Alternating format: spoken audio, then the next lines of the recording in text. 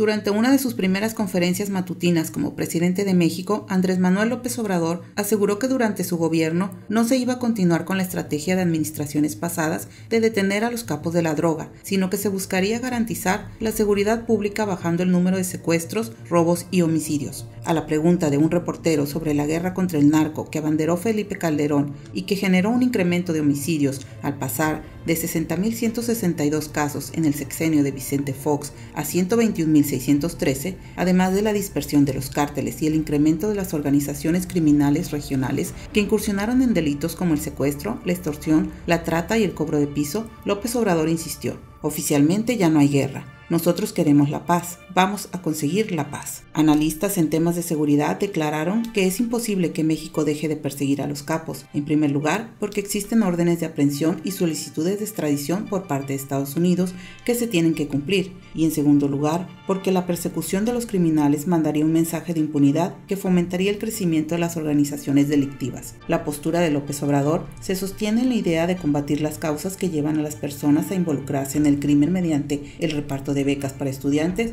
o para jóvenes que deseen aprender un oficio, una política de Estado resumida en su frase de campaña: abrazos, no balazos, que deja de lado la respuesta inmediata ante la criminalidad ya existente y que ha conseguido que su arranque de sexenio sea el más violento del que se tenga registro, con un total de 29.629 homicidios cometidos en los primeros 10 meses. La postura de no detener a los capos del narco y concentrarse en la atención a otros delitos sufrió un vuelco radical cuando el pasado 17 de octubre elementos de la Policía Militar y de la Guardia Nacional encabezaron un operativo en Culiacán para detener a Ovidio Guzmán López, quizás el menos conocido de los hijos del Chapo, quien contaba con una orden de extradición firmada por el juez Rudolf Contreras desde el 12 de diciembre de 2018. En marzo pasado, en la comunidad de Santa Rosa de Lima, municipio de Villagrán, Guanajuato, se realizó un operativo para detener a José Antonio Yepes Ortiz, alias El Marro, considerado por las autoridades federales como el más importante huachicolero de la región, quien minutos antes del operativo, encabezado por la Marina, Ejército y Policía del Estado,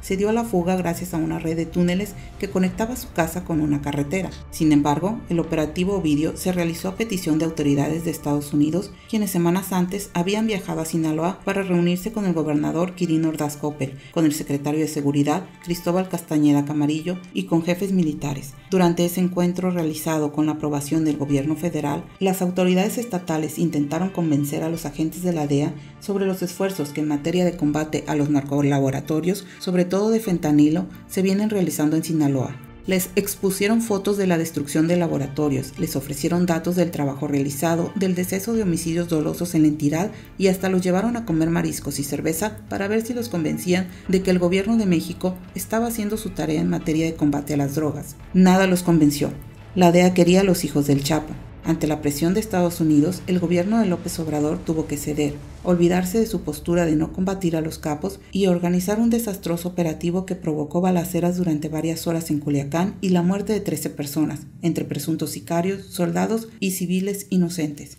No es la primera vez que López Obrador tiene que recular ante las amenazas del gobierno de Donald Trump. Otro de sus discursos de campaña fue la protección a los migrantes centroamericanos que en los últimos meses del gobierno de Peña Nieto entraron masivamente a México por la frontera sur y llegaron hasta Tijuana en un intento de cruzar hacia Estados Unidos. En México, a partir del 1 de diciembre, vamos a ofrecer empleo, trabajo a migrantes centroamericanos, dijo López Obrador días antes de asumir la presidencia. Sin embargo, la propuesta se topó con las amenazas de Trump de imponer aranceles a los productos mexicanos si no detenían la entrada de las caravanas de migrantes. El gobierno de López Obrador debió recular y convertirse en la patrulla fronteriza de Estados Unidos, desplegando más de 20,000 efectivos de la recién creada Guardia Nacional en la frontera con Guatemala. De acuerdo con la Organización Internacional para los Migrantes, en el primer semestre de 2019, México rompió récord en devolución de migrantes a sus países de origen al deportar a 130.985 personas procedentes sobre todo de El Salvador, Guatemala y Honduras.